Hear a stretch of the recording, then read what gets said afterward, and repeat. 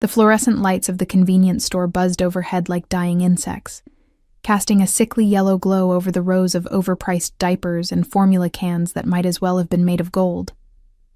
I stood there, phone trembling in my hand, staring at the price tags through tears that made the numbers blur and multiply. $18, $22, $26 for the organic kind that Emma's pediatrician said would help with her reflux. I had $43 in my checking account. Rent was 3 days late. The electricity bill sat unopened on the kitchen counter because I was too afraid to see the disconnect notice I knew was coming. My daughter's hungry cry echoed in my memory, the sound she'd made 2 hours ago before finally exhausting herself into sleep. She was only 4 months old, and already I was failing her, already proving everyone right. My mother who'd warned me about Travis, my sister who'd stopped answering my calls after I made my bed, the social worker who'd looked at me with those pitying eyes during the home visit last week. I grabbed the cheapest formula, the store brand in the dented container, and clutched it against my chest like it might disappear. My fingers fumbled with my phone, pulling up my messages. I needed to ask my friend Jessica if she could spot me $20 until Friday when my shift pay came through. Just $20. Just enough to keep my baby fed for 3 more days. The phone screen swam in my vision as I typed frantically, my thumb slipping on the glass. Hey, I'm so sorry to ask, but I'm desperate. Emma is out of formula and I'm short $20. Can you help? I'll pay you back Friday, I promise. Please. I hit send before I could second-guess myself, before shame could stop me from begging. Again, the cold night air hit me like a slap when I pushed through the store's doors, the November wind carrying the scent of coming snow and car exhaust. Chicago winters were brutal, and this one was starting early. I pulled my thin jacket tighter, the zipper broken since last year, and started the 6-block walk back to my apartment. The streetlights flickered in the darkness, and I kept my head down, clutching the formula can like a lifeline. My phone buzzed in my pocket. Thank God. Jessica was fast. I pulled it out, expecting her usual warm response, maybe even a, "Don't worry about paying me back." But the message that appeared made my heart stutter. Wrong number.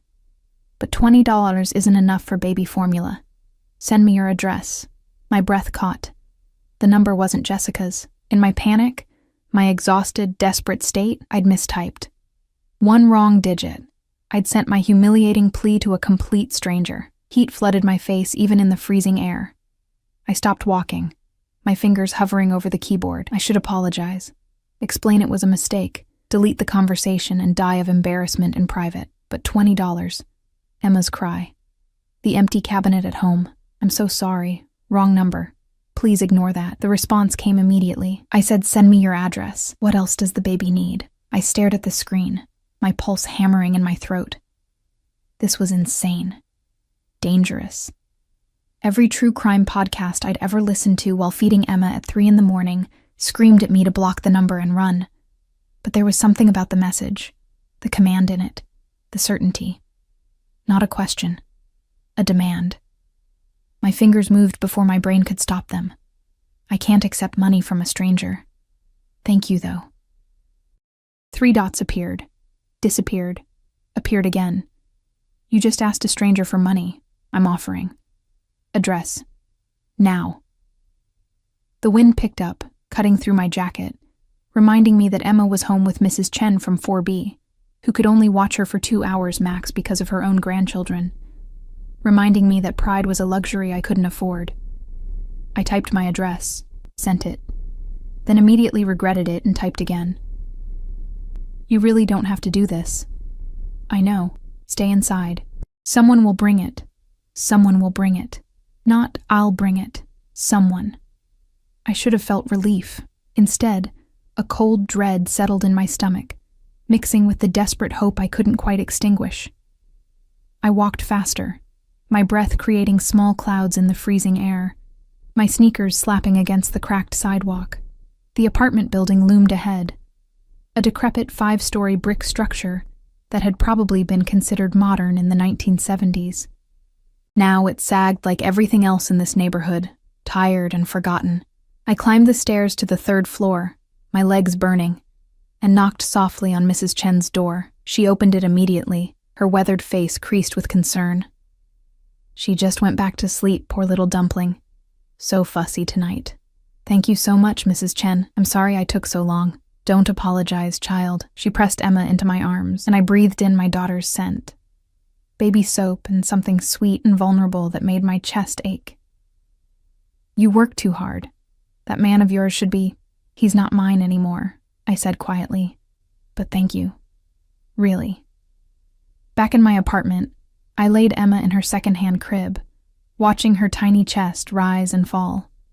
The formula can sat on the counter, mocking me. 1 can. Maybe 3 days if I stretched it.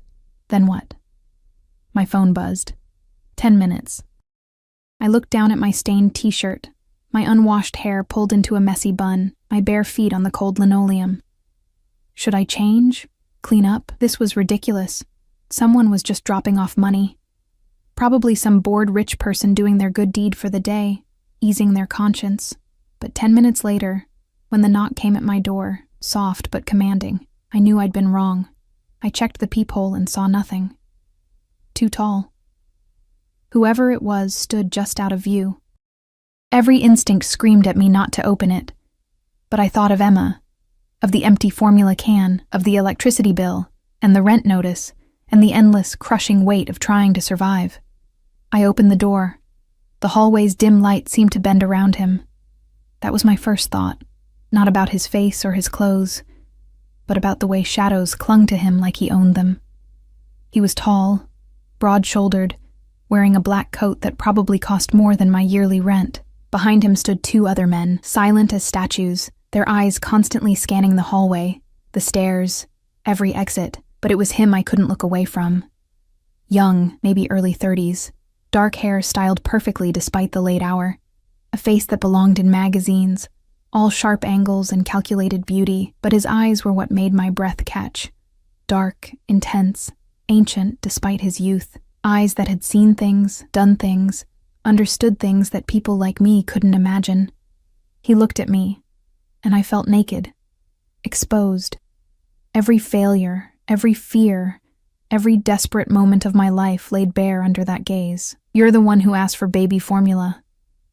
It wasn't a question. His voice was quiet, controlled, with an accent I couldn't quite place, educated, expensive, dangerous. Yes. But it was a mistake. Wrong number. You didn't have to. He lifted one hand slightly, and I fell silent. The gesture wasn't threatening, but the power in it was absolute. One of the men behind him stepped forward, holding not a $20 bill, but several shopping bags from a high-end baby boutique I'd walked past 100 times but never entered. Formula, diapers, clothes, blankets. He spoke like he was reading a list in a business meeting. What else? My hands shook as I stared at the bags. I can't accept this. This is too much. You needed help. He took one step closer, and I caught his scent. Expensive cologne mixed with something darker, smoky, like whiskey and wood smoke. You have a child. You're alone. You sent a message to a stranger begging for $20. Each word was measured, precise. That tells me you're desperate. That tells me you have no one else. So I'm asking again. What else do you need? Tears burned my eyes. Why are you doing this? Something flickered across his face. Too quick to read, too complex to understand. Because someone should. The silence stretched between us. Thick with tension I didn't understand. Behind him, one of the men's phones buzzed quietly. A glance was exchanged. Time was running out. Whoever this man was, he didn't stand in shabby apartment hallways making small talk. Take the bags, he said softly. Feed your daughter. There's a number in the top bag. You need anything. Anything at all. You use it. I don't even know your name. His lips curved slightly. Not quite a smile, but close. You don't need to.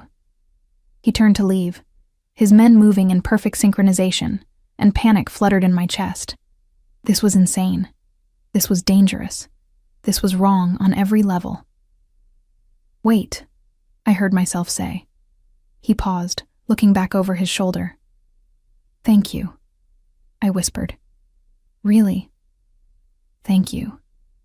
Those dark eyes held mine for one more moment, and I saw something in them that made my pulse race. Not threat, exactly, but promise. Warning. Possession. "Lock your door," he said quietly. "This neighborhood isn't safe." Then he was gone, disappearing down the stairs with his silent shadows, leaving me standing in my doorway holding bags full of things I desperately needed from a man I didn't know. A man who'd somehow made me feel more seen, more understood, more terrified than I'd felt in months. I brought the bags inside with shaking hands, locking the door like he'd commanded. Inside the top bag, nestled among organic formula cans and soft cotton onesies, was a business card.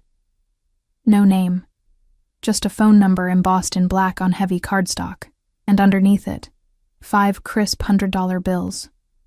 Emma stirred in her crib, making the small sounds that meant she'd wake soon, hungry again. I stared at the money, at the formula, at the number on the card. I'd texted a wrong number, and something told me my life would never be the same. I didn't sleep that night. Emma woke every 2 hours like clockwork, her small fists waving in the air, her rosebud mouth searching for comfort I could finally provide. The new formula mixed smoothly, no clumps like the cheap brand, and she drank it down without the usual fussing, without the spit-up that usually followed. She even smiled at me, that gummy, toothless smile that made every exhausted moment worth it. But while I fed her in the darkness, the business card sat on my kitchen counter like a loaded gun. I told myself I'd throw it away, that accepting the formula and diapers was one thing, a moment of desperate charity I could rationalize. But keeping his number crossed a line I shouldn't approach. I didn't know who he was. The expensive clothes, the silent guards, the way he commanded space like he owned it. None of that suggested someone I should be tangled with. Yet when morning light filtered through my thin curtains, the card was still there. And so was the money. $500. More money than I'd seen in one place since before Emma was born. Since Travis had drained our joint account and disappeared into whatever hole men like him crawled into when responsibility came knocking. I used it. God help me, I used it. The electricity bill got paid. The rent got paid. All of it, including late fees. I bought groceries. Real groceries, not just ramen and whatever was on sale. I got Emma the vapor rub her pediatrician recommended for her congestion. I even bought myself a new jacket from the thrift store, one with a working zipper. For 3 days, I breathed easier than I had in months. Then my phone rang with an unknown number, and my fragile peace shattered. "Hello?" My voice came out uncertain, small. "The formula I sent. She's doing better with it?" That voice, quiet, controlled, unmistakable. It sent a shiver down my spine that wasn't entirely from fear. I should have asked how he got my number. I should have been outraged at the invasion of privacy. Instead, I found myself answering honestly, "Yes, she's doing much better. Thank you." "Good." A pause. "You used the money." It wasn't a question. Had he been watching? Somehow he knew. The thought should have terrified me. It did terrify me, but underneath the fear was something else. Something I didn't want to examine too closely. "I needed to pay my bills. I'll pay you back. I just need time. I don't want it back." His tone left no room for argument. "I want you to stop working at that restaurant." My breath caught. "How did you know where I work?" Silence. Then softer. "It's not safe. The owner has connections. Bad connections. You don't want to be there when those connections come collecting. I need that job. It's the only thing I have that works around Emma's schedule. I'll send someone tomorrow. They'll bring more formula, diapers, whatever you need. You focus on your daughter." "No." The word burst out before I could stop it. "No, I can't be some charity case. I can't depend on a stranger." "You already did." His voice dropped lower, intimate almost. "You texted me. You sent me your address. You took my help. We're past strangers now, aren't we?" My hand tightened on the phone. "I don't even know your name." "Dante." The name rolled off his tongue like a promise and a threat. "And I know yours, Lily. I know you're 23 years old. I know your daughter's father disappeared 7 months ago, with $12,000 he stole from people who don't forgive debts. I know you're working 60-hour weeks trying to survive in a neighborhood where women like you disappear. I know everything." The room tilted. Travis stole money? From who? From people I do business with. Each word was careful, measured. People who don't care that he has a child. People who might decide that his responsibilities become someone else's problem. Ice flooded my veins. Are you threatening me? I'm protecting you. The distinction in his voice was absolute. Travis made enemies, dangerous enemies, enemies who've been asking questions about where he went, about what he left behind. Emma and I have nothing to do with his mistakes. They don't care. Something shifted in his tone, harder now, colder, but I do. So you're going to let me help you. You're going to quit that restaurant. You're going to stay somewhere safe until this is resolved. I can't just uproot my life because some stranger tells me to. Lily. The way he said my name made my heart stutter. 2 men came to your restaurant 3 nights ago. They asked your manager about you, asked if you had a baby, asked where you lived. My blood turned to ice. What? Your manager didn't tell them, but they'll be back. And next time, they might be more persuasive. Emma cooed from her crib, oblivious to the nightmare unfolding around us. I pressed my palm against the counter to steady myself. Why do you care? Why are you doing this? The silence stretched so long I thought he'd hung up. Then, because I can, and because no child should pay for their father's sins. What do you want from me? Trust. The single word hung in the air between us. Let me keep you safe, both of you. And if I say no, then you're on your own, and those men will come back. A pause. Your choice. It wasn't a choice, not really. But the illusion of one made it easier to swallow. What do I have to do? Pack a bag. Enough for a week. Someone will pick you up in 2 hours. Where am I going? Somewhere they won't find you. His voice softened slightly. Somewhere Emma can sleep without you worrying about every sound in the hallway. Tears burned my eyes. I don't understand why you're doing this. You don't need to understand. You just need to trust me. The line went dead. I stood in my tiny kitchen, phone pressed to my ear, listening to the silence. Emma babbled happily, reaching for the mobile above her crib, a cheap plastic thing from the dollar store that played tinny lullabies. Soon, I'd have to make a decision that would change everything. But Travis had stolen from dangerous people. Men were looking for me, for Emma. And a stranger named Dante was offering protection I couldn't afford to refuse. I packed our bags with shaking hands. 2 hours later, a black SUV pulled up in front of my building. Not a regular car, something sleek and expensive with windows tinted so dark I couldn't see inside. A man emerged from the driver's side, tall and broad, with a professional demeanor that screamed security. He wore a dark suit and an earpiece, his eyes constantly scanning the street. Miss Lily? His voice was respectful, but firm. I'm Marcus. Mr. Dante sent me. Mr. Dante. The formality of it made my stomach flip. I need to get my daughter. I'll help with your bags. He moved past me with efficient grace, already climbing the stairs. Mr. Dante was very clear about the timeline. We need to leave quickly. My hands trembled as I gathered Emma from her crib, wrapping her in the new blanket from Dante's bags. She gurgled happily, grabbing at my hair, completely unaware that our lives were being uprooted. Mrs. Chen appeared in her doorway as we descended, her eyes sharp with concern. Lily? What's happening? I'm going to stay with a friend for a bit. Just a week or so. Her gaze traveled to Marcus, to the expensive SUV idling below, to my hastily packed bags. Understanding flickered across her weathered face. The understanding of a woman who'd lived long enough to recognize when someone was running. Or being taken. You be careful, child, she whispered. Men with cars like that. They don't do favors for free. I wanted to reassure her. Tell her this was different, that Dante was helping, that I knew what I was doing. But the words died in my throat because I didn't know.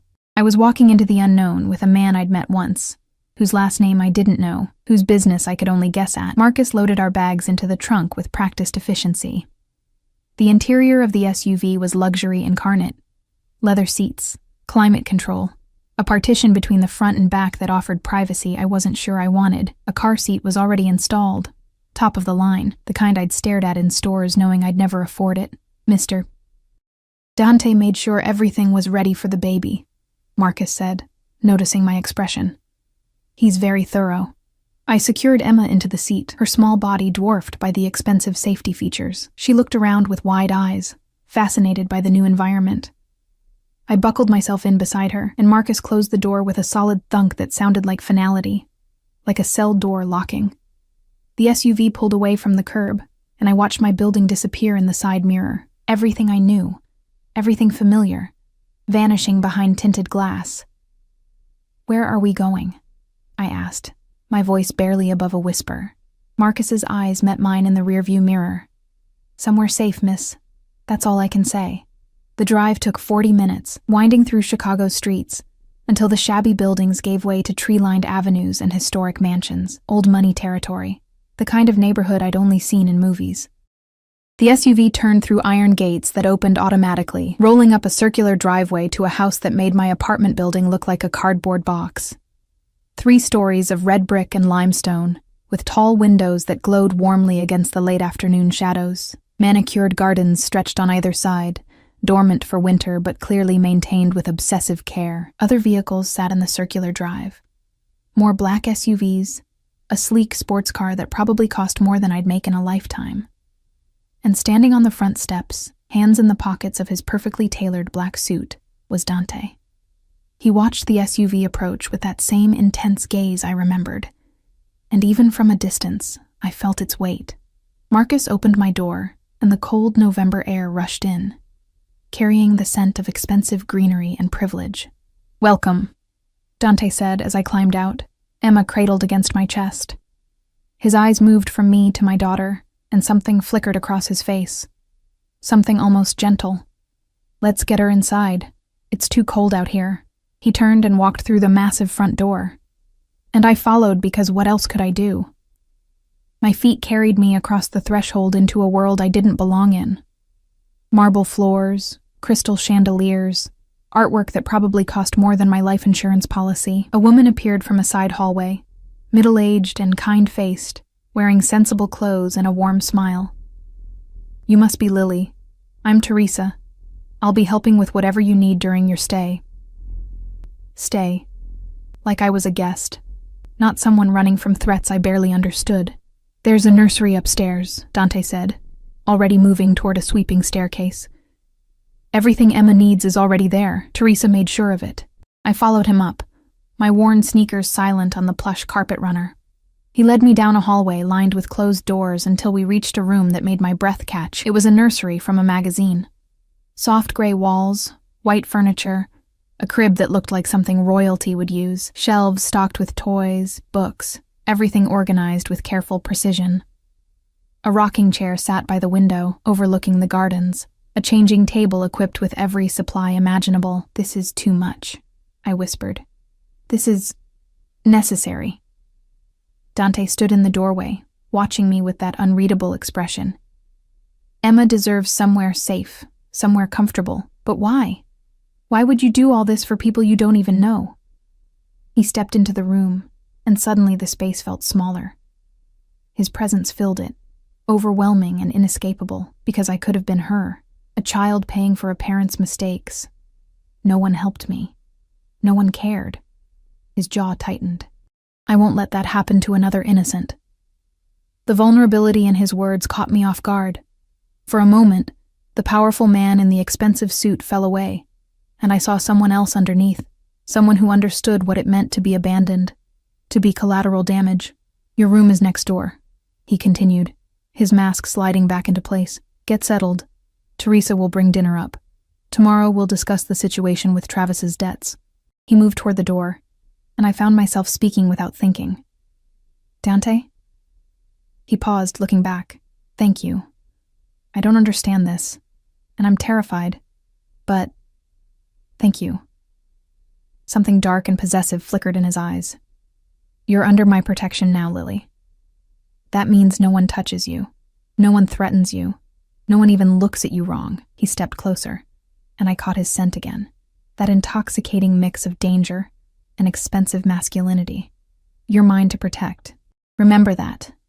Then he was gone, leaving me standing in a nursery that cost more than everything I'd ever owned, holding my daughter, wondering what I'd just agreed to, and why the word mine. had made my heart race instead of my blood run cold. The first night in Dante's house, I barely slept. Emma rested peacefully in her new crib, surrounded by luxury she'd never known, her breathing steady and soft through the baby monitor that sat on my nightstand. Top of the line, with video and sound so clear I could hear every tiny sigh. But I lay awake in the guest room, staring at the ceiling, my mind racing with questions I couldn't answer. The bed was too soft, the sheets were too smooth, everything smelled expensive and foreign, like I'd been dropped into someone else's life. Through the walls, I heard the house settling, footsteps in distant hallways, low voices speaking in tones too quiet to understand, the occasional sound of a car pulling up outside. This wasn't a home, it was a fortress, and I was either a prisoner or a guest, depending on how I chose to see it. Around 3 a.m, Emma woke hungry. I lifted her from the crib, her small body warm and familiar in this strange place, and settled into the rocking chair to feed her. The window overlooked the gardens, and in the moonlight, I could see a figure walking the perimeter. One of Dante's men, patrolling, watching, always watching. What had Travis done? What had he stolen that required this level of protection? And why did Dante care enough to provide it? Emma finished eating and dozed against my shoulder, milk drunk and content. I was about to carry her back to the crib when a soft knock came at the nursery door. My heart jumped. Yes? The door opened slowly, and Dante stood in the threshold, still dressed despite the hour. Dark slacks, white shirt with the sleeves rolled to his forearms, revealing tanned skin and the edge of a tattoo I hadn't noticed before. His hair was slightly disheveled, like he'd been running his hands through it. I saw the light, he said quietly. Everything all right? Just feeding her. I stood carefully, acutely aware that I wore only an oversized t-shirt and pajama pants, the nicest sleepwear I owned, but suddenly feeling inadequate under his gaze. She's fine now. He stepped into the room, and I caught that scent again. Smoke and expensive cologne, mixed now with something sharper. Whiskey, maybe. His eyes found Emma in my arms, and his expression softened in a way that made my chest tighten. She looks like you, he murmured. Same eyes, same stubborn chin. You can tell she's stubborn already. The corner of his mouth lifted. I recognized the trait. He moved closer, and my pulse quickened. May I? I blinked. May you what? Hold her. He said it like he was asking permission for something precious, something fragile. I'll be careful. Every instinct screamed that this was a bad idea. That letting this dangerous man, because he was dangerous no matter how gentle he seemed in this moment, hold my daughter would be crossing a line I couldn't uncross, but something in his expression stopped me. A longing. A tenderness that seemed at odds with everything else about him. I transferred Emma to his arms, showing him how to support her head, and watched as he cradled her against his chest with surprising gentleness. His large hands dwarfed her tiny body, but he held her like she was made of glass. Hello, Piccola, he whispered, his accent thickening slightly. Italian, I realized. You're safe now. I promise you that. Emma yawned, her small hand grasping at his shirt, and something in my chest cracked open. This man, this stranger who commanded fear and loyalty in equal measure, was looking at my daughter like she was the most important thing in the world. You're good with babies, I said softly. I had a sister. Past tense. The pain in his voice was subtle but unmistakable. She was small like this when I lost her. I'm sorry. It was a long time ago. He continued rocking Emma gently, his movements natural despite the expensive clothes and the dangerous aura, but I remember what it felt like to hold someone that innocent and know you'd do anything, to keep them safe. The weight of his words settled over us like a blanket. This wasn't just about Travis's debts. This was personal for him in ways I didn't understand. Dante, I started, then hesitated. What exactly did Travis steal? And from who? His jaw tightened. Money. A significant amount. From an organization I have connections with. The Mafia. I said it flatly, not a question. He didn't deny it. I prefer to think of it as a business. But yes, your ex-boyfriend stole from very dangerous people. People who don't forgive. People who make examples. And you? What are you to these people? His dark eyes met mine over Emma's sleeping head. I'm the one they answer to. The room seemed to shrink. The air grew thicker. I was standing in a nursery with a Mafia boss holding my baby daughter. And somehow this had become my reality. You should be terrified of me, he said quietly. Most people are. I am. My voice came out steady despite the trembling in my hands. But you've been nothing but kind to Emma and me. So I don't know what to feel. Feel safe. He carefully transferred Emma back to me, and I caught the whiskey on his breath, the heat radiating from his body. That's all I want from you. To feel safe. What do you want, Dante? Really? Because people like you don't do this. I gestured around the nursery, without wanting something in return. He studied me for a long moment, and I felt exposed under that gaze. Vulnerable. Seen in ways I hadn't been seen in years. I want to protect you, he said finally. Both of you. I want to make sure that what happened to my sister never happens to Emma. That she grows up safe, fed, loved. That she never knows what it's like to be abandoned or used as leverage. And me? What about me? He stepped closer, and my breath caught. You? His voice dropped lower, intimate. I want you to stop looking at me like I'm going to hurt you. I want you to sleep without nightmares. I want you to let someone take care of you for once instead of carrying everything alone. I barely know you. You know enough. His hand lifted, and I thought he might touch my face, but he stopped himself. You know I showed up when you needed help. You know I'm keeping you safe. You know that since the moment I saw you standing in that doorway, looking exhausted and desperate and so damn strong despite everything trying to break you, you've been mine to protect. I'm not yours. The words came out weaker than I intended. No? His lips curved slightly. Then why are you here? Why did you get in that car? Why are you letting me help you? Because I had no choice.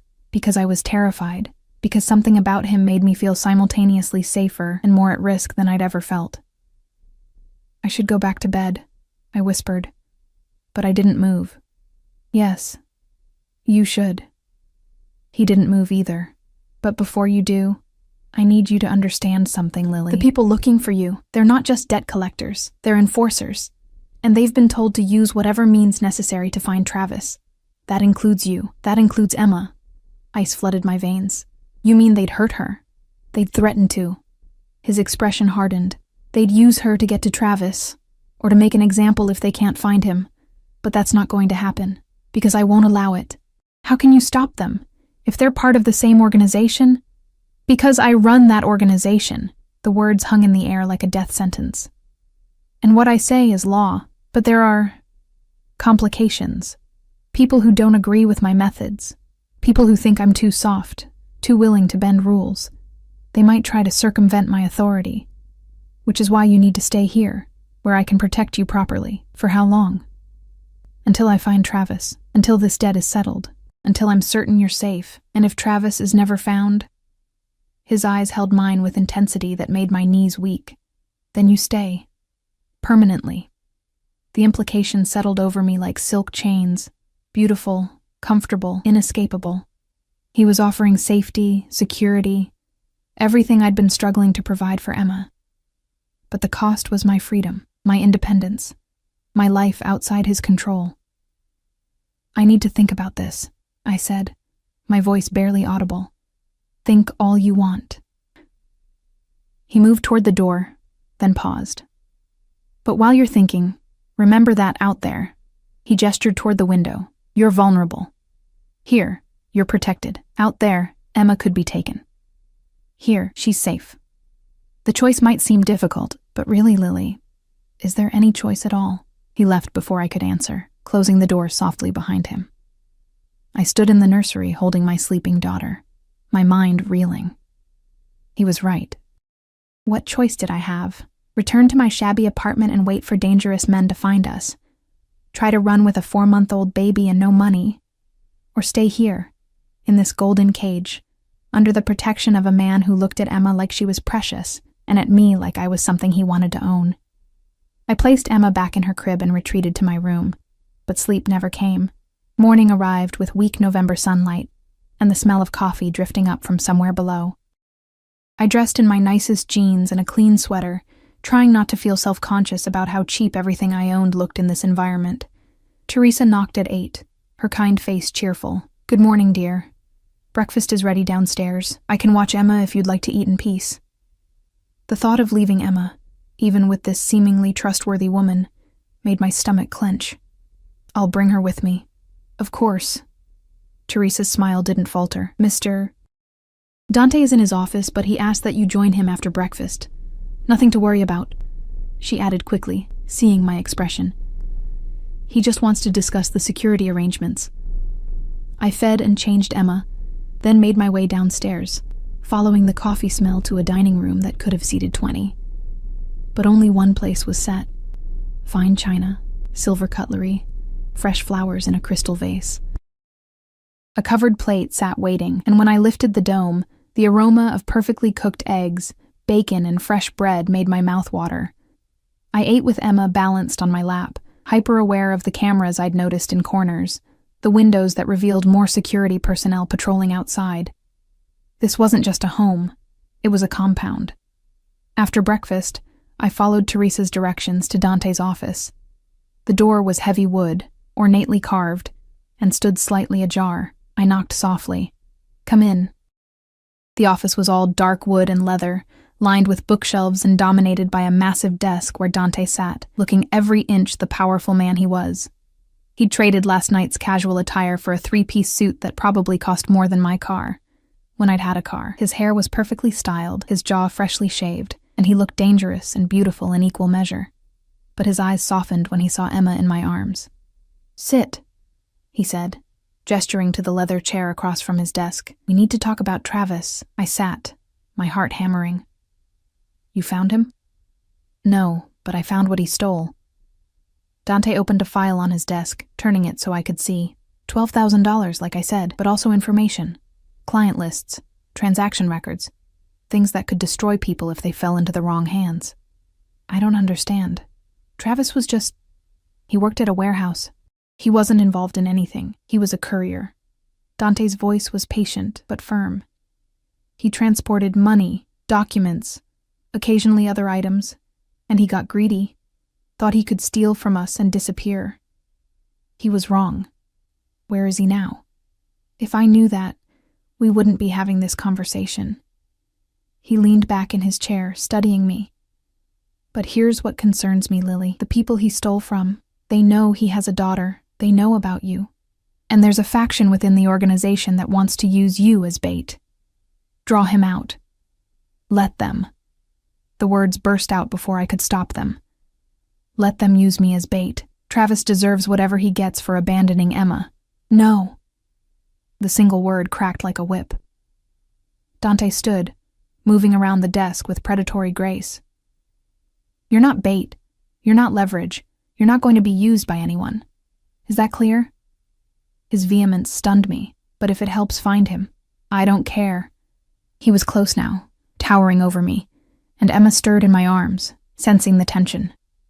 "I will not allow you to be put in danger. Not for Travis. Not for anyone." "Why?"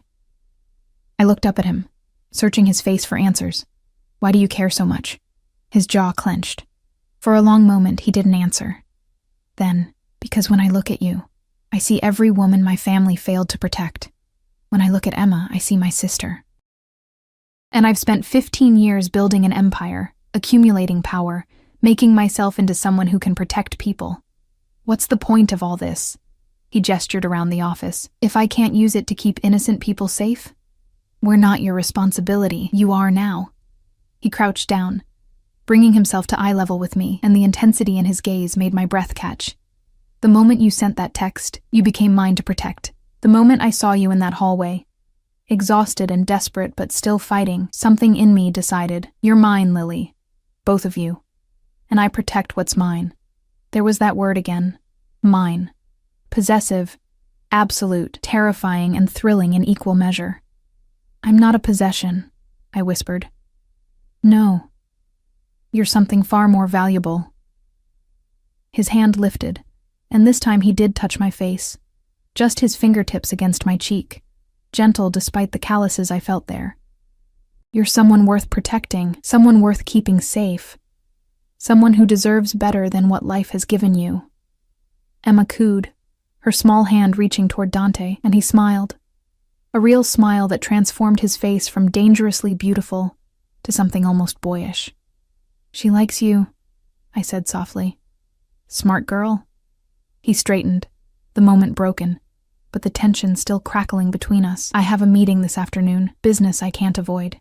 But I want you to stay here, in the house. Don't go outside without Marcus or one of the other guards. Don't answer the door. Don't—" "I'm not a child. I understand security." His lips curved. "I know you're not a child, Lily. Believe me, I'm very aware of that." The heat in his voice made my face flush. "But humor me. Let me keep you safe. Do I have a choice?" "Yes." His answer surprised me. "You always have a choice. You can walk out that door right now. I won't stop you. But—" his expression hardened. "If you leave my protection, I can't guarantee your safety. Or Emma's." It was an illusion of choice. A pretty cage with an unlocked door, but monsters waiting outside. And we both knew it. "We'll stay," I said quietly. For now, he agreed. But something in his eyes said he expected it to be much longer than that. He walked me back to the nursery, his presence a constant warmth at my back. At the door, he paused. "Lily? One more thing." I turned to face him. "You're safe here. Completely safe. That means from everyone, including me." His voice dropped lower. "I want you to understand that. What I feel when I look at you, it's intense. It's possessive. But I will never touch you without your permission. You have my word." Before I could respond, he was gone, leaving me standing in the doorway with Emma, my mind spinning with questions and a strange, dangerous warmth spreading through my chest. I was trapped in a gilded cage with a Mafia boss who looked at me like I was something precious. And the most terrifying part was how much I was starting to like it. 3 days passed in Dante's house, and I learned what it meant to live in a world of contradictions. The luxury was suffocating. Too much space, too much silence, too many people watching my every move under the guise of protection. Yet Emma thrived. She smiled more, slept better, her little body filling out as the quality formula and constant care worked their magic.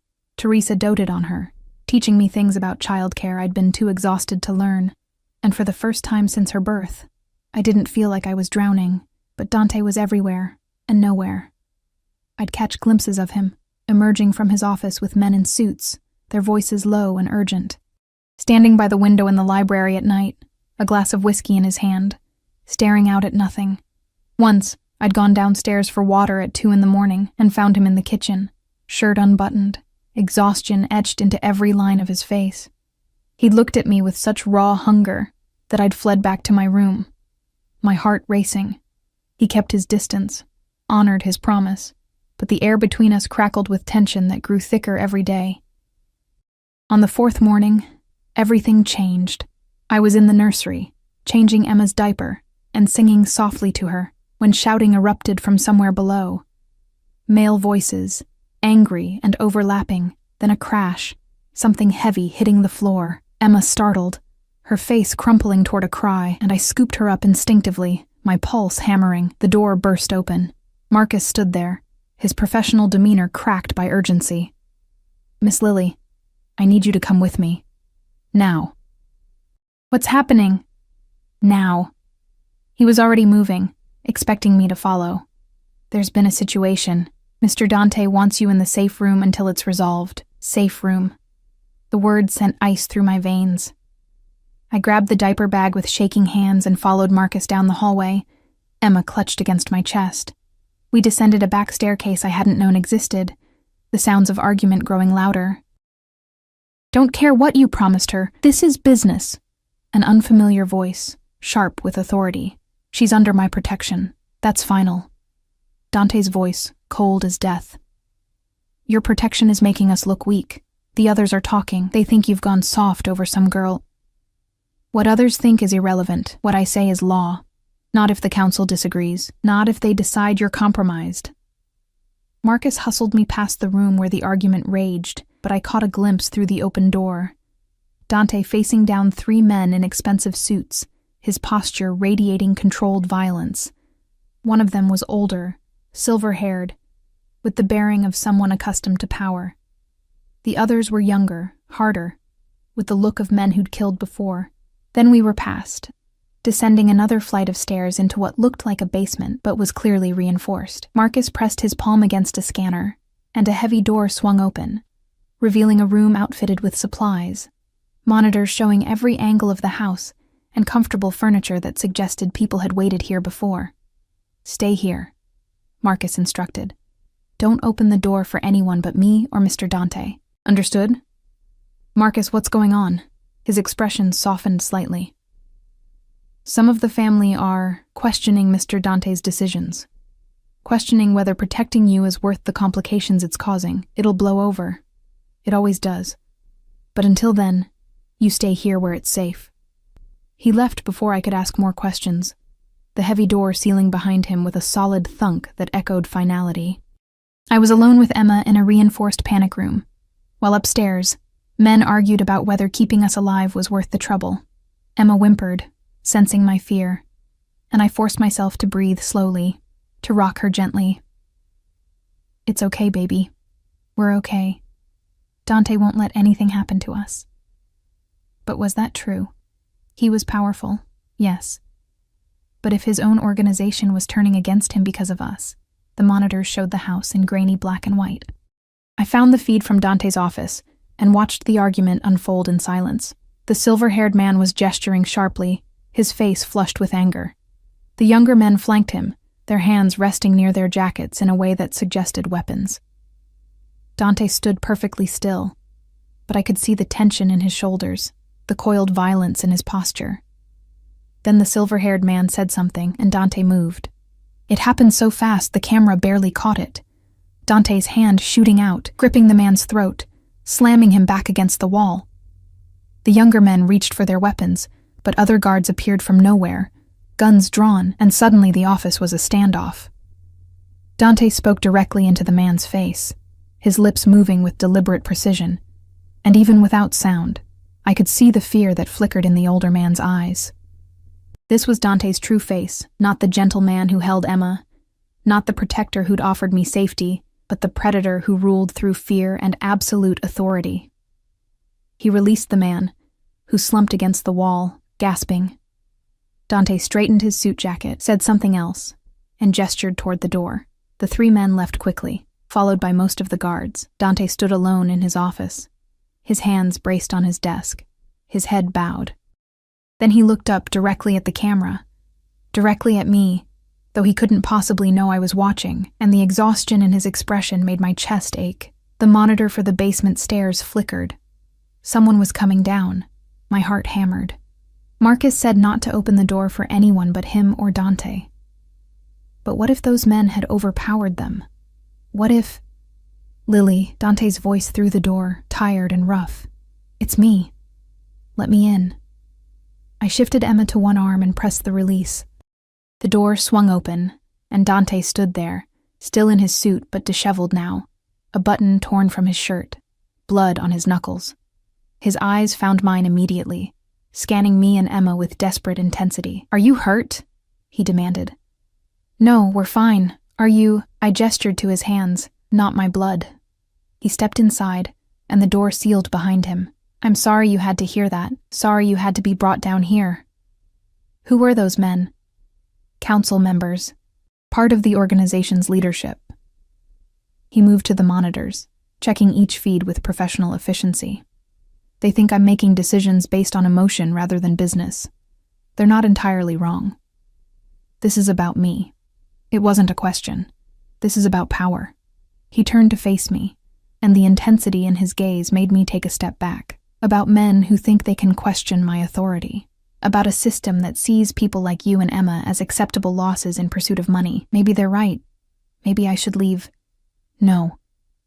He crossed the distance between us in 2 strides, and suddenly he was right there, close enough that I could smell the whiskey on his breath, the expensive cologne mixed with sweat and violence. "You're not leaving. You're not going anywhere. I can't protect you." "Dante," If keeping us here is causing problems with your organization, then I'll burn the whole organization to the ground." His voice was quiet, absolute. "I've spent 15 years building this empire, Lily. 15 years becoming powerful enough that no one can touch the people I care about. And I will not." His hand lifted, cupping my face with surprising gentleness despite the blood on his knuckles. "I will not let anyone hurt you, not the council, not Travis's creditors, not anyone." "Why?" The word came out broken. "Why do you care so much?" "Because when I was 8 years old, I watched my sister die because no one powerful enough cared to save her." His thumb traced my cheekbone, and I saw the pain in his eyes, raw and ancient, because I swore I'd never be that helpless again. Because I built all this power, accumulated all this control, so I could protect people who needed it. And then you sent me that text message, and I saw you standing in that hallway looking exhausted and desperate, and so damn beautiful in your strength, and something in me just decided. You're mine to protect. End of discussion. I'm not. You are. He leaned closer, his forehead nearly touching mine. "You've been mine since the moment I saw you. You just haven't accepted it yet." Emma gurgled between us, her small hand grasping at Dante's shirt. And he looked down at her with such tenderness that my breath caught. "And her," he continued softly. "She's mine too. Mine to protect. Mine to provide for. Mine to make sure grows up safe and loved and never knows what it's like to be abandoned. You can't just claim people. I can. I do." His eyes met mine again. "But I won't force you to stay. If you truly want to leave, if you truly think you'll be safer without me, I'll let you go. I'll even provide protection from a distance. But don't lie to yourself, Lily. You feel this too. This connection. This inevitability."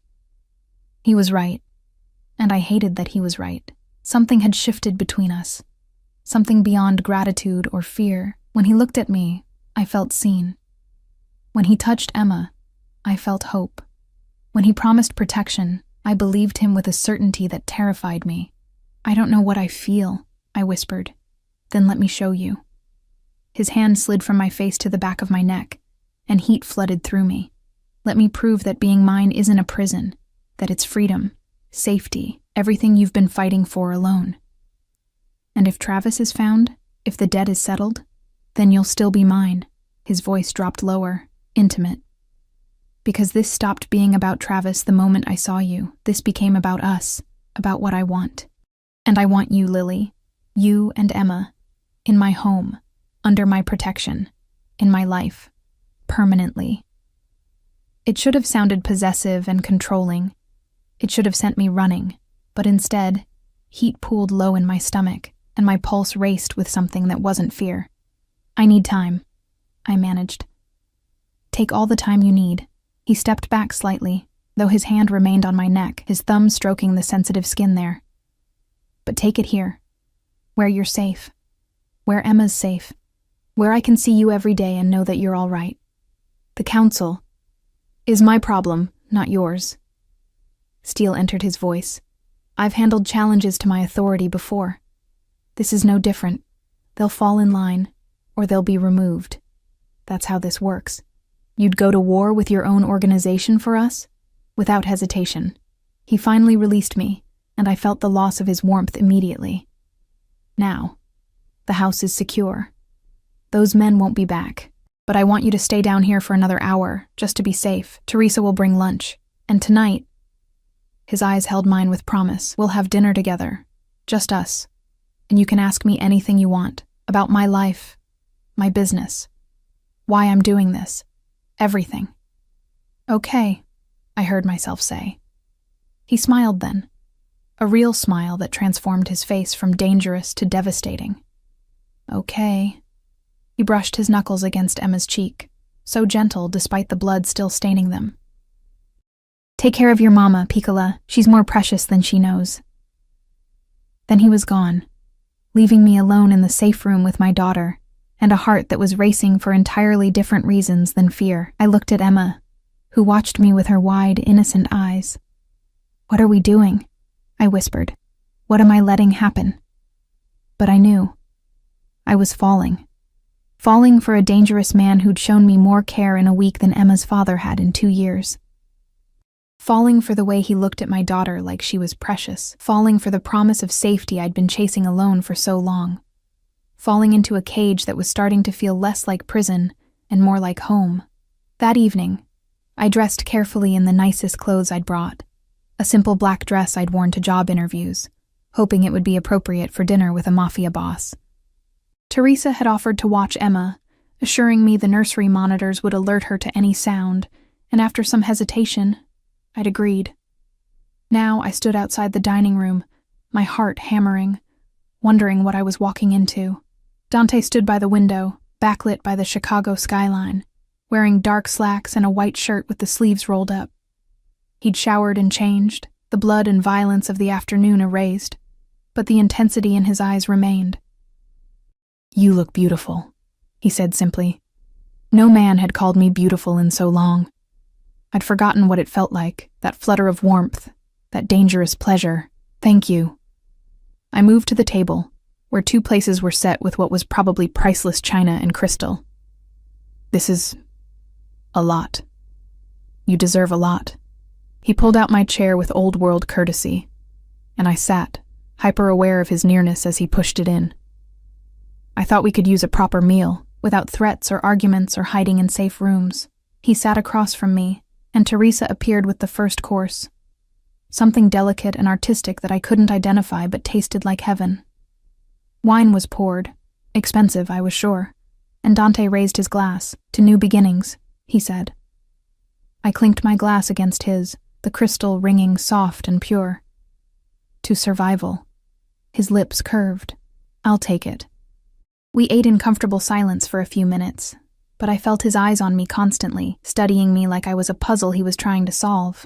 "You said I could ask anything," I finally said. "I did. Your sister. What happened to her?"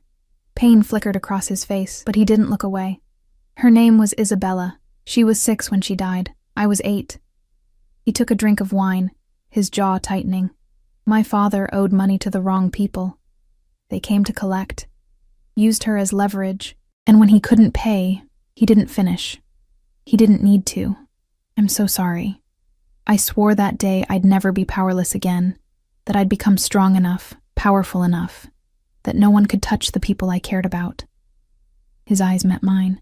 "It's why I do what I do, why I built this empire. Power isn't about money or control. It's about protection. About making sure what happened to Isabella never happens to anyone else I care about." "Is that why you helped me? Because I reminded you of her?" "No." He leaned forward, intense. "Emma reminded me of her, but you reminded me of my mother, strong, fighting impossible odds, trying to keep your child safe despite everything working against you. I watched my mother break under that pressure. I won't watch you do the same." The vulnerability in his words cracked something open inside me. "I'm not as strong as you think. You're stronger." He reached across the table, his hand covering mine. "You're surviving impossible circumstances, providing for Emma alone, fighting every day. That's real strength, Lily. Not the kind that comes from violence or power, but the kind that comes from refusing to give up even when everything says you should." Tears burned my eyes. I wanted to give up, so many times. When Travis left, when the bills piled up, when I couldn't afford formula and had to water it down, I wanted to just stop fighting. But you didn't. His thumb stroked across my knuckles. You kept going. For her, that's love, Lily. The kind of love that builds futures. The kind I never had but always wanted to protect. And now? What happens now? Now you let me help carry the weight. His grip tightened slightly. You let me provide the safety and security you've been fighting for alone. You let me be what Travis should have been. What any man worth a damn would be for you and Emma. I'm not looking for a man. I know. You're looking for survival. But I'm offering more than that. I'm offering partnership, protection. A life where you don't have to choose between feeding your daughter and paying rent. Where you can breathe without panic. Where Emma can grow up safe. And what do you get? His eyes darkened. You. In my home. In my life. Knowing you're safe. knowing Emma's safe, knowing that I'm doing what I swore to do all those years ago, protecting someone who needs it, that's all? No. Honesty rang in his voice. I want more. I want to come home and see you. I want to hear Emma laugh. I want to fall asleep knowing you're down the hall, safe and protected. He paused, searching for words. I want to build something good, something that isn't about violence or power or control. Something real. With me. I said it flatly, testing it. With you. No hesitation. If you'll let me. The weight of his offer settled over me. This wasn't just protection anymore. This was something bigger, something that terrified and tempted me in equal measure. I don't love you, I said quietly. I barely know you. I know. He didn't seem bothered. But you could, given time, given the chance to see that I'm more than the monster people think I am. That with you and Emma, I could be better. And if I can't, if I never feel that way, pain flickered in his eyes, but his voice remained steady, then I'll still protect you, still provide for Emma, still keep you safe, because that's what you do for people you care about. You don't demand love in return for basic decency. God help me, I believed him. Okay, I whispered. His eyes flashed. Okay. We'll stay. For now. We'll see what happens. But I need you to understand something, Dante. I pulled my hand from his, needing the distance. I won't be owned. I won't be controlled. If this is going to work, I need to feel like a person, not a possession. You'll never be a possession. He leaned back, respecting the space I'd created. But you will be mine. There's a difference. Possessions are things. You're a person I'm choosing to protect, to care for, He paused. To build something with. And that requires your consent, your participation, your willingness. I'm not interested in forcing you into anything. Even though you could. Especially because I could. His voice dropped. Power means nothing if it's used to hurt the people you claim to care about. I want you to choose this. Choose me. Choose us. And I'm patient enough to wait until you do. The waiter, I hadn't noticed him arrive, cleared our plates and brought dessert, but I barely tasted it. My mind spun with possibilities and dangers, with the feeling that I was standing at a precipice about to jump. After dinner, Dante walked me back to the nursery. Emma was sleeping peacefully, her small chest rising and falling in the soft glow of the nightlight. Dante stood in the doorway, watching her with that same tender expression that made my heart ache. She's perfect, he murmured. She is. He turned to me, and in the dim light, he looked younger, more vulnerable. Thank you, Lily, for trusting me, for staying, for giving me the chance to prove I can be worthy of that trust. Don't make me regret it. I won't. He lifted his hand, hesitated, then gently tucked a strand of hair behind my ear. Sleep well. Both of you. You're safe here. Always. Then he was gone, and I was left standing in the nursery, my skin tingling where he'd touched me, my mind racing with everything that had changed. I'd come here a desperate single mother with nothing to lose. Now I was something else entirely. Protected, provided for, and dangerously close to falling for the man who'd made it all possible. The cage wasn't locked, but I was starting to wonder if I even wanted to leave. 2 weeks passed, and the world outside Dante's walls ceased to exist. I stopped counting days, stopped checking my phone for messages from a life I no longer lived. The shabby apartment, the exhausting restaurant shifts, the constant terror of not having enough, it all faded like a bad dream I was finally waking from. Emma flourished, her cheeks growing round and pink, her laughter filling rooms that had probably never heard a child's joy. And Dante? Dante was everywhere, not physically. His business kept him occupied, mysterious meetings in his office, phone calls in Italian that I wasn't meant to understand, late nights when he didn't return until dawn. But his presence saturated everything. The way the staff moved around me with careful respect, the security detail that followed whenever I ventured to the gardens with Emma, the gifts that appeared without explanation, new clothes in exactly my size, books I'd mentioned wanting to read, a high-end breast pump after Teresa mentioned I'd been struggling. He was claiming me inch by inch, and the terrifying part was how much I was letting him. It started with small things. Dinners together when his schedule allowed. Conversations that stretched past midnight about everything and nothing. His childhood in Naples. My dreams of finishing college someday. The future we were both too afraid to name directly.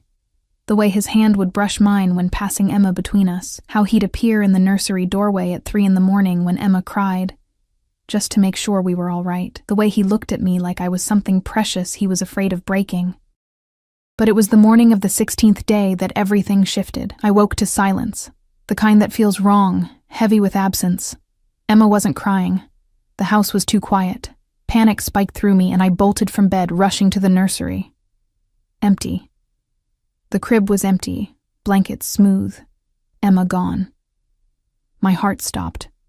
Blood roared in my ears. Every nightmare I'd ever had about losing her crashed over me in a wave of pure terror. I spun toward the door, a scream building in my throat.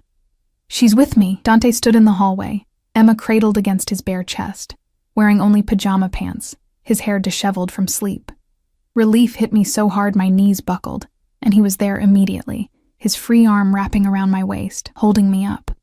Breathe, Lily. She's fine. She woke up fussy, and I heard her on the monitor. Didn't want her to wake you. I clung to him, my fingers digging into his warm skin, my whole body shaking. I thought I couldn't find her. I know. I'm sorry. I should have left a note. His lips pressed against my hair, and I felt his heartbeat. Steady, calm, grounding. You're exhausted. You needed sleep. I've got her. Emma gurgled happily, completely content in his arms, and the sight of them together, this dangerous man holding my tiny daughter with such gentle certainty, broke something open inside me. Or maybe it healed something. I couldn't tell anymore where the fear ended and the hope began. Come on, Dante murmured. Sun's barely up. Let's get her fed, and then you're going back to bed. He led me downstairs to the kitchen, moving through his home with easy familiarity while I followed in my oversized t-shirt and bare feet, still shaky from the adrenaline crash. The kitchen was warm and bright, morning light streaming through windows that overlooked the frost-covered gardens. Dante settled into a chair, adjusting Emma in his arms while I prepared her bottle with hands that gradually stopped trembling. Here, I said, holding it out. You feed her. His voice was soft. I'll just hold her. You both look comfortable. So I sat beside him, and he angled Emma in his arms so I could feed her while he supported her weight. It was intimate. The three of us connected, our bodies close, the morning quiet broken only by Emma's satisfied sounds and the ticking of an antique clock somewhere in the house. This is dangerous, I whispered. What is? This. Us. Getting used to this. I watched Emma's eyes drift closed, milk-drunk and peaceful. When this ends, when Travis is found, or the debt is settled, or whatever resolution comes, this will end. And I don't know how to go back to struggling alone after living like this. Dante's hand found my hair, fingers threading through it gently. Who says it has to end? You can't keep us here forever. That's not... This isn't real life. It's my life. His voice was quiet but firm, and I want it to be yours too, permanently. I looked up at him, and the intensity in his eyes stole my breath. Dante, I know what you're going to say, that it's too fast, that you barely know me, that this started as protection and shouldn't become something more. His thumb traced my cheekbone, but I don't care about any of that. I want you to stay, both of you, not as guests, not as people under protection, but as family. Family. The word caught in my throat. Emma needs a father, a real one, not some coward who ran away, and you need... He paused, searching for words. You need someone who sees how strong you are and doesn't run from it. Someone who wants to build something with you, not tear you down. I can be that. I want to be that. You're a Mafia boss. I said it flatly, needing him to understand the insanity of what he was suggesting. Your life is violence and danger and secrets. That's not a life for a child. My life is whatever I make it. Steel entered his voice. Yes, I run an organization. Yes, my business involves things most people don't want to know about. But I also have the power to build walls around the people I care about. To create a safe space where Emma can grow up protected, educated, given every opportunity, where you can finish your degree if you want. where neither of you ever has to worry about money or safety or whether you'll have enough to survive. In exchange for what? What do you want from me? His eyes held mine, unflinching. Everything. Your trust, your presence, your willingness to build a life here. And eventually, if I'm patient enough and worthy enough, your heart. My breath caught. You want me to fall in love with you. I want you to let yourself fall in love with me. His hand cupped my face. I see the way you look at me sometimes, Lily. When you think I'm not watching, I see the interest, the attraction, the possibility. And I want you to stop fighting it because you think this is temporary or wrong or too dangerous. I want you to let it happen. And if I can't? If I try and it's just not there? Pain flickered across his face, but he didn't look away. Then I'll have to accept that, but you'll still be welcome here. Emma will still have everything she needs. I don't do this with conditions. I'm not Travis. I don't abandon people when they don't give me what I want. Emma had fallen asleep in his arms, her small body completely relaxed, trusting. The sight of her there, safe and content with this dangerous man who looked at her like she was the most precious thing in the world, it undid me. I'm scared, I whispered. I know. Not of you. Of this. Of wanting it so badly that I ignore all the red flags. What red flags? His thumb stroked my cheek. That I'm powerful? That I can protect you? That I'm willing to burn down my entire organization to keep you safe? Those aren't red flags, Lily. Those are promises. You kill people. I needed to say it. Needed him to acknowledge what he was. Yes. No hesitation. No shame. I do what's necessary to maintain order, to protect my interests, to ensure people who would hurt innocents don't get the chance. I'm not a good man by conventional standards, but I'm good to the people I care about, and I care about you, both of you. How can you be so sure? You barely know me. I know enough. His voice dropped lower, intimate. I know you're strong enough to survive impossible circumstances. I know you love your daughter more than anything. I know you're smart, resourceful, and too damn stubborn to give up even when everything says you should. I know that when you smile, really smile, not that polite thing you do for the staff, it makes my chest ache. I know that seeing you with Emma makes me want things I thought died with Isabella. Family, home, something beyond power and control. Tears burned my eyes. This is insane. Yes. He leaned closer, his forehead almost touching mine, but so is sending a wrong number text and having a stranger show up with baby formula. So is living here for 2 weeks without asking when you can leave. So is looking at me the way you're looking at me right now, like you want to believe every word I'm saying. I do want to believe you, I breathed. That's what terrifies me. Then believe me. His lips brushed my forehead, gentle despite the violence I knew those hands were capable of. Believe that I'll protect you, provide for you, build a life where Emma can grow up safe and loved. Believe that what I feel for you is real, even if it happened fast. Believe that you deserve this, deserve safety, security, someone who sees your worth. Emma stirred, making small sounds, and Dante adjusted her carefully, his large hands cradling her with practiced ease. The domesticity of it, this powerful, dangerous man holding my sleeping daughter in his kitchen at dawn, was almost too much to process. I need time, I said finally, to think, to process, to figure out if what I'm feeling is real or just gratitude, desperation, Stockholm Syndrome. His lips curved slightly. You're not my prisoner, aren't I? Can I really leave if I want to? Yes. The answer was immediate, absolute. I'll provide security from a distance. Make sure you and Emma are protected. But if you truly want to go, truly believe you'll be happier without me, I won't stop you. His jaw tightened.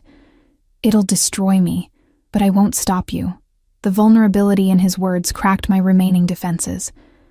I don't want to leave, I whispered. That's what scares me. I should want to leave, should want my independence back. But the thought of walking out that door, of taking Emma back to that shabby apartment, of struggling alone again, I shook my head. I can't do it. And I don't know if that makes me weak or smart. It makes you human. He shifted Emma carefully, then stood, still holding her. Come on. Let's get her back to bed. And then you're sleeping too. No arguments. I followed him upstairs, watching the way he moved with Emma, confident, gentle, natural. In the nursery, he laid her in the crib with such care, it made my throat tight, then pulled the blanket over her small body. She sighed in her sleep, content and safe. Sleep, Lily, he murmured, turning to me. I've got meetings today, but I'll be back for dinner.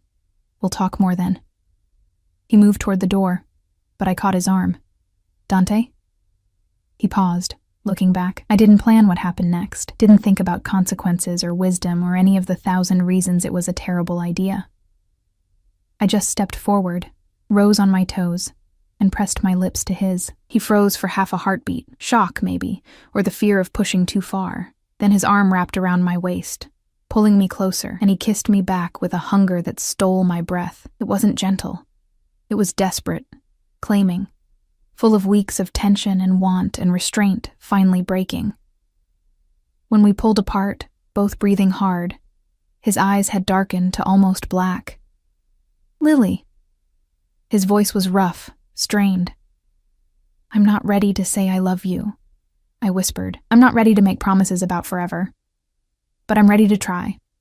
To see if this, I gestured between us, could be real. His hand cupped my face, thumb tracing my swollen lips. That's all I'm asking for. A chance. Then you have it. He kissed me again, softer this time but no less intense.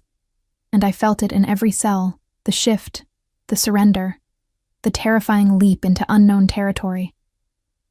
When he finally pulled away, his forehead rested against mine. Get some sleep, he murmured. And Lily? Thank you for trusting me, for giving me this chance. I won't waste it. Then he was gone, and I was left standing in the nursery, my lips tingling, my heart racing, wondering what I'd just agreed to. The next 3 weeks blurred together in a haze of domesticity I'd never expected to find with a man like Dante. He courted me, old-fashioned, almost chivalrous, despite the violence that defined his life outside these walls. Dinners where we talked for hours. Morning coffee together when his schedule allowed. Quiet evenings in the library while Emma slept. His arm around my shoulders, my head on his chest, listening to his heartbeat and feeling safe for the first time in years. He was patient with my hesitations. Never pushed when I pulled back, never demanded more than I was ready to give.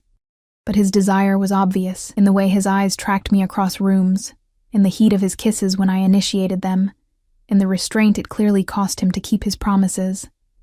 And slowly, terrifyingly, I fell. Not because he was powerful or wealthy or provided security, though those things mattered, but because of the way he read bedtime stories to Emma in Italian, his deep voice soft with tenderness. Because of how he remembered that I took my coffee with too much sugar and always made sure there was fresh creamer in the fridge. Because he asked about my day, my dreams, my fears, and actually listened. Because when I woke screaming from nightmares about Emma being taken, he was there within seconds, pulling me into his arms, promising that nothing would touch us while he drew breath. He became necessary, essential, home. And then, on a cold December morning, exactly 37 days after I'd sent that wrong number text, everything came crashing down. I was feeding Emma in the nursery when shouting erupted from downstairs. Different from before, more urgent. Dante's voice, sharp with command. Then gunshots, muffled but unmistakable. Terror seized me. I grabbed Emma and ran for the safe room, but Marcus intercepted me in the hallway, his face grim. Miss Lily, Mr. Dante needs you downstairs. Now. What's happening? They found Travis, and he's here. My blood turned to ice. Marcus led me down to Dante's office. Emma clutched against my chest. The door was open, and inside, I saw him, Travis, on his knees, hands zip-tied behind his back, blood streaming from his nose. 2 guards flanked him, guns drawn. And Dante stood behind his desk, every inch the ruthless crime lord I'd been trying to forget he was. His eyes found mine immediately, and something flickered in them. Concern, warning, possessive rage. "Lily," Travis said, his voice desperate. "Thank God. Tell them you and Emma need me. Tell them they can't do this. Shut up." Dante's voice cracked like a whip. He moved around the desk with predatory grace, coming to stand beside me, his hand finding the small of my back. "You don't speak to her. You don't look at her. You don't breathe in her direction.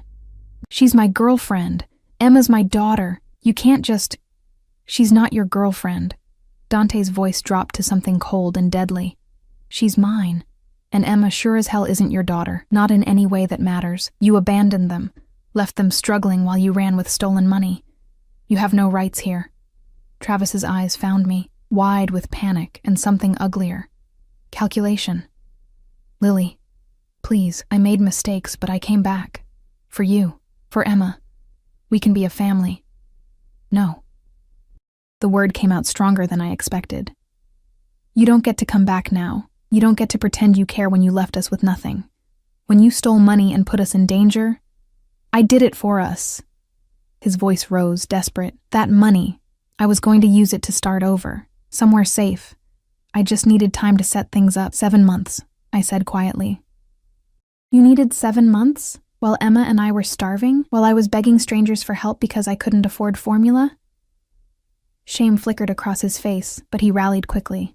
I know I screwed up. But I'm here now. I'll pay back the money. I'll make this right. Just don't let them kill me." Dante's hand tightened on my back. "The money's already been returned. With interest. That's not why you're here." Travis's face went white. "Then why?" "Because you put them in danger." Each word was precise, controlled, but the violence underneath was palpable. "Because men came looking for you and found Lily instead. Because your debts almost got Emma killed. Because you made me necessary in their lives, and now," his arm wrapped around my waist, pulling me against his side, "now you're irrelevant, a problem to be solved. You can't kill me. I'm Emma's father, biologically." Dante's voice was ice. "But I'm the one who provides for her, protects her, makes sure she has everything she needs. I'm the one who holds her at 3 a.m. when she can't sleep, who reads to her, who would burn this entire city to keep her safe. So tell me, Travis, what exactly do you contribute that makes your existence worth the risk?" Silence. Travis had no answer because there was no answer.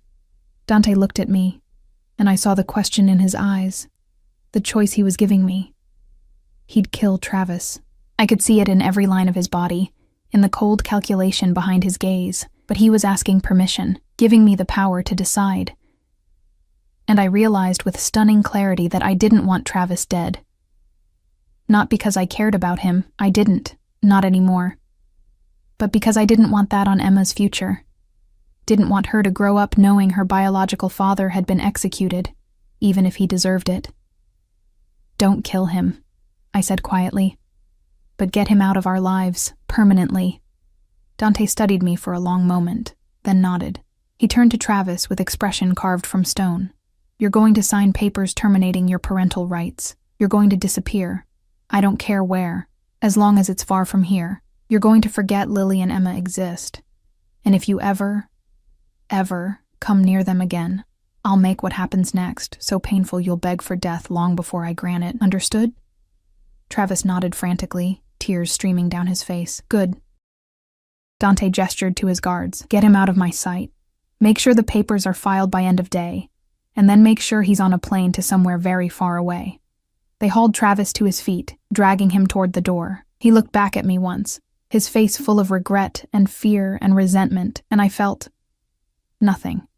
No anger, no sadness, just relief that this chapter was finally closing. When the door shut behind them, Dante turned to me, his hands framing my face. "Are you all right?" "I don't know." I shifted Emma to one arm, and Dante immediately supported her weight, his hands gentle despite everything. I thought I'd feel something, vindication or anger or satisfaction, but I just feel tired. "It's over." His thumb stroked my cheek. He's gone. He can't hurt you anymore. Can't threaten Emma. Can't disrupt the life we're building. It's over. Is it? I looked up at him. The debt's settled. Travis is gone. Your organization isn't questioning you about me anymore. So what now? What happens to us? His eyes darkened with emotion I couldn't name. Now you decide. You've seen all of me. The protection, yes, but also the violence, the control, the ruthlessness I'm capable of. You've seen what I am, Lily, so decide. Do you want this life? With me? Knowing what it means, my heart hammered. This was it. The moment of truth. The choice that would define everything. I thought about my shabby exhaustion, the fear, the loneliness of raising Emma alone. Then I thought about the past month, the safety, the support, the way Dante looked at Emma like she was his own, the way he looked at me like I was precious. I want this, I whispered. I want you, us, this life we're building, all of it. The transformation in his face was stunning, relief and joy, and something deeper, darker, more possessive. You're sure? I'm terrified, but yes, I'm sure. He kissed me then, deep and claiming, and I felt it seal between us, the promise, the commitment, the choice. When he pulled back, his forehead rested against mine. Marry me. I blinked. What, marry me? He repeated, his voice steady despite the intensity in his eyes. Not now, not today, but soon. Let me make this official. Let me give Emma my name, my protection, everything I have. Let me be your family. Tears burned my eyes. That's insane. We've known each other barely more than a month. I don't care. I knew the moment I saw you. I've just been waiting for you to catch up. His hands cupped my face. Say yes, Lily. Say you'll marry me. Say you'll let me spend the rest of my life proving I'm worthy of you and Emma. I looked at Emma, dozing peacefully between us, completely unaware that her future was being decided. Then I looked at Dante, this dangerous, powerful man who'd shown up when I needed help and stayed when I needed hope. Yes, I whispered. Yes, I'll marry you. His smile was devastating. Thank God. He kissed me again, softer this time, reverent. I'll make you happy, Lily. I swear it. You and Emma will never want for anything. Never have to be afraid. Never be alone. I believe you. And I did. Against all logic, against every warning bell, I believed him. 6 months later, the spring sun warmed the gardens where Emma took her first steps, stumbling between Dante and me with determination in her eyes and laughter bubbling from her lips. She'd grown so much, almost a year old now, healthy and happy, and utterly unaware of the chaos that had brought us here. She's got your stubbornness, Dante said. Catching Emma as she toppled forward, she shrieked with delight, demanding to try again. And your dramatic flair, I countered, watching as Emma made a show of standing, arms spread wide like she was conquering mountains. He laughed, that deep, genuine laugh I'd learned to treasure, and pulled me against his side with his free arm. The diamond on my left hand caught the sunlight. The engagement ring he'd presented 3 months ago when I'd finished signing all the papers making him Emma's legal father.